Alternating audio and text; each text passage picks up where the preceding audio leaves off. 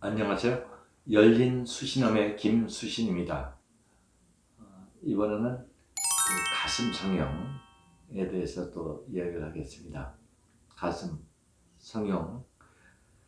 이 가슴이 어느 정도가 적당한 것이냐는 건 참 사람마다 주관적이고 또 시대마다 다르게 이야기되지만 가장 많이 우리 주위에서 알고 있는 이야기는 샴페인 글라스나 브랜디 잔 같은 것이 여성의 가슴 모양을 본따서 만들었다고 하는 이야기들이 있었죠. 그래가지고 예를 들면 클레오파트라의 애인이 2000년 전에 그분이 애인 로마의 그 안토니우스가 클레오파트라 가슴을 모형으로 해서 술잔을 만들어서 자기가 잘 간직하고 이용했다는 이야기도 있고요. 또 트로이의 공주가 또 자기 모양을 가슴 모양의 잔을 만들어서 신에게 바쳤다는 이야기. 또 마리 앙뚜아네트가 자기 가슴 모양을 잔으로 만들어서 보관했다는 이야기들. 이렇게 술잔과 가슴이 또 많이 연결이 되어 있습니다. 그러니까 우리가 브랜디 잔은 샴페인 잔을 만들 때 둥글고 부드럽게 만져지는 그 감이 아마 가슴하고. 그러니까 그게 굉장히 큰 것을 이야기하는 것은 아닌 것 같습니다. 그래서 가슴이 작다고 하면 그 기준이 뭐냐? 뭐 브랜디 잔을 넣거나 또 샴페인 잔을 넣을 수는 없죠. 그러니까 저는 그렇게 표현합니다. 자존심이 상할 정도. 내가 정말 봐도 내가 너무 적구나. 너무 적어. 뭐 그래 나 적어 괜찮아 하는 정도는 괜찮습니다. 근데 적어. 그래서 위축된다거나 뭐 그럴 경우.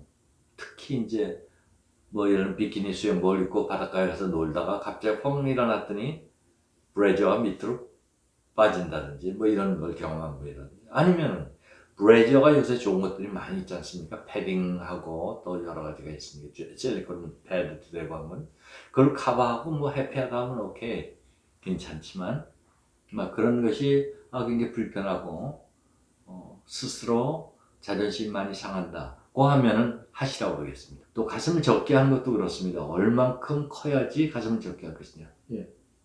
대답은 간단합니다.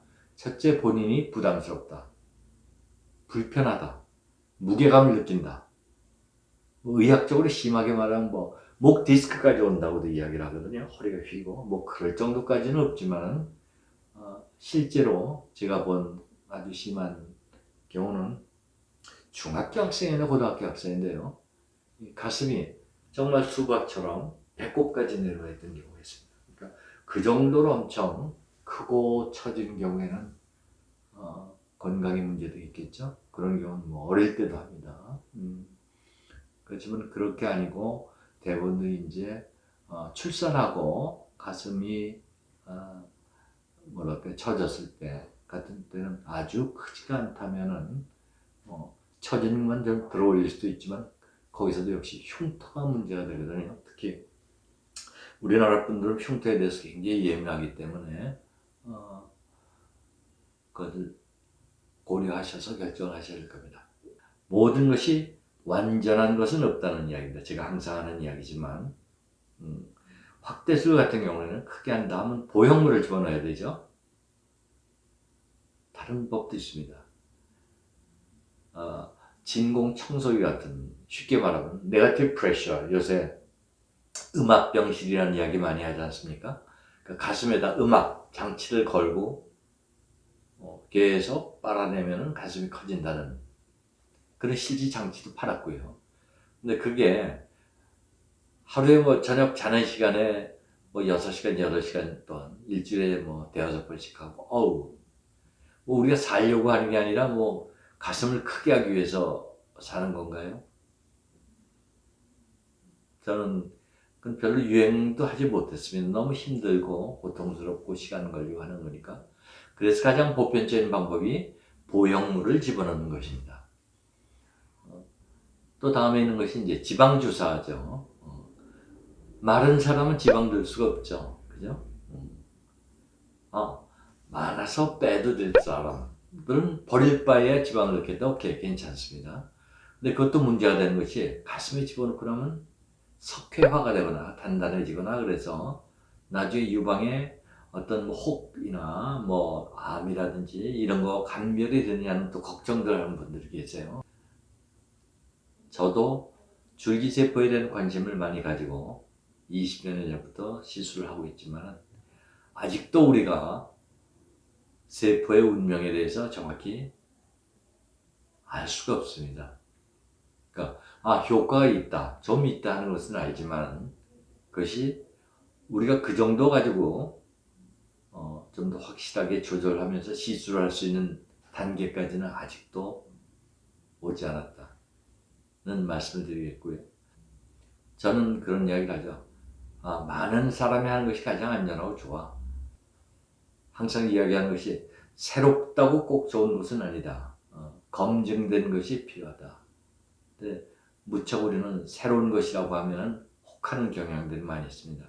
자, 이런 가장 검증된 보형물을 수술해서도 예를 들면 구형물질이라고 다 아실 거예요. 단단해진다든지 또 만져주면 느껴진다든지 또 비대칭이 된다든지 이런 것들이 있을 수가 있어요. 위치가 뭐 우리가 원하는 위치보다 약간 위로 올라간다, 옆으로 간다, 앞으로 간다 뭐 이런 것들. 자, 이런 부작용이 있을 수가 있죠. 또 가슴을 적게 너무 크다고 축소할 때도 가장 큰 문제가 거기서는 흉터입니다. 흉터를 남기기 때문에. 자, 이 두 가지를 다 생각을 해야 되죠. 있을 수 있는 부작용. 근데 그럼에도 불구하고 수술하겠다는 마음이 있으셔야 됩니다. 제가 그 결혼 축사하는 데서 그러죠. 이 남자가 이 여자가 잘생기고 공부 잘하고 나만 잘하고 똑똑하고 키가 크고 그래서 결혼한다. 가 아니라 이 사람이 키도 좋고 피부도 좀 까맣고 뭐 학벌도 별로 안 좋고 돈도 별로 없지만 정말 진실되고 나를 사랑하기 때문에 부족한 부분이 많아도 그럼에도 불구하고 나는 결혼한다. 예, 바로 그 이야기입니다. 무엇 때문에 하는 것이냐? 아니면 무엇에도 불구하고. 여기서도 마찬가지입니다. 구형물질이나 이런 부작용이 있을 것임에도 불구하고 꼭 해야 되겠다 할 필요가 있다고 할 때 하는 것이 실패율을 줄이는 것이 되겠습니다.